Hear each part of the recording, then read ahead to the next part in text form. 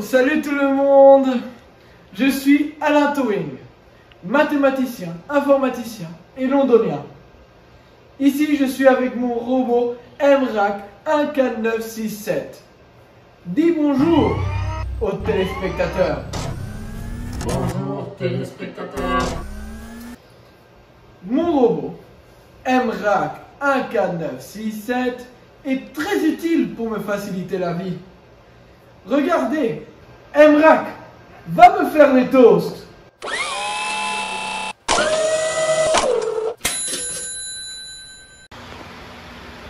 Pratique, hein? Alors, mes téléspectateurs, MRAC est une intelligence artificielle, mieux connue sous le nom de IA.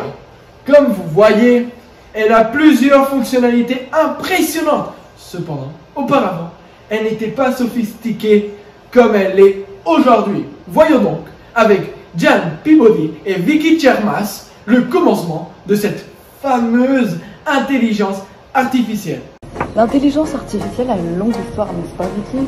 Très longue. La première machine considérée comme étant le commencement de l'histoire de l'intelligence artificielle se nomme la machine à tisser. Elle a été inventée en 1790 par Joseph Jacquard. Mais explique-moi, à quoi peut bien servir cette machine?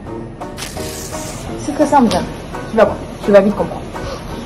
La machine à tisser avait effectivement été inventée en 1790, mais elle a été réellement présentée en 1801. En effet, Joseph Jacquard l'avait présentée devant tous ses camarades.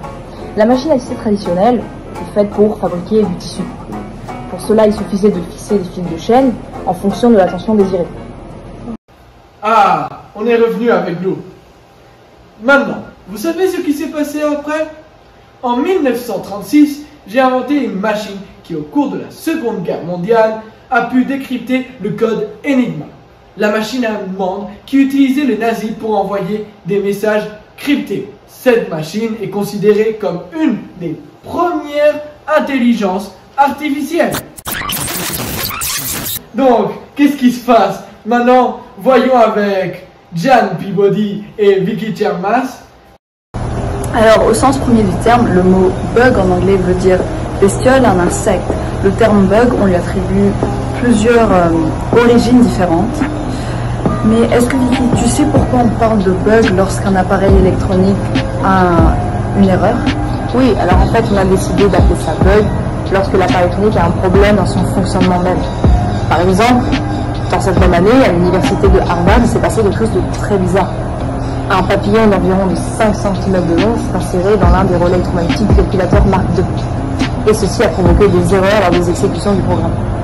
Ces bugs ne sont évidemment pas corrigés du jour au lendemain. Ça prend beaucoup de temps. Oui, j'ai entendu que les programmeurs, ce qu'ils font, c'est ils testent et retestent les programmes jusqu'à trouver le problème.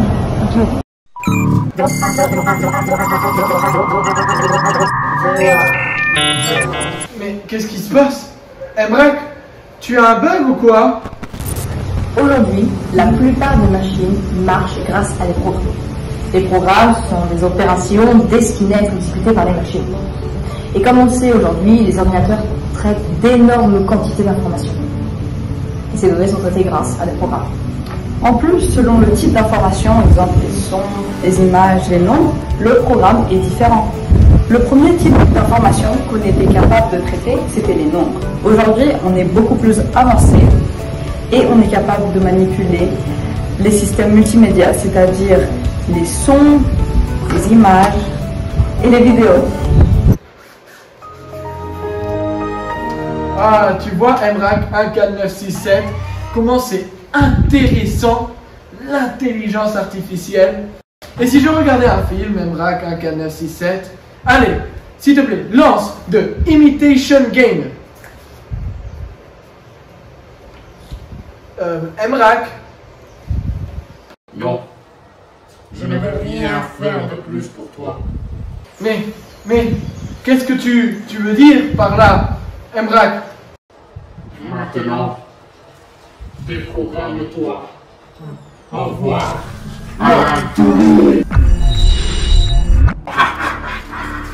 C'était moi qui contrôlais tout depuis le début.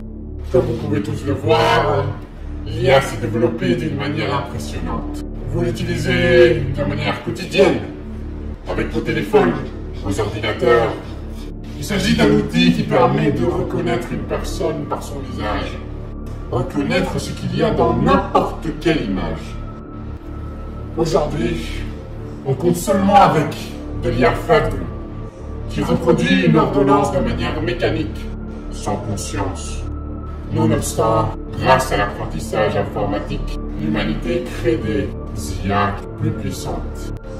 Je vous conseille de faire preuve d'une extrême prudence, puisque personne ne pourra m'arrêter.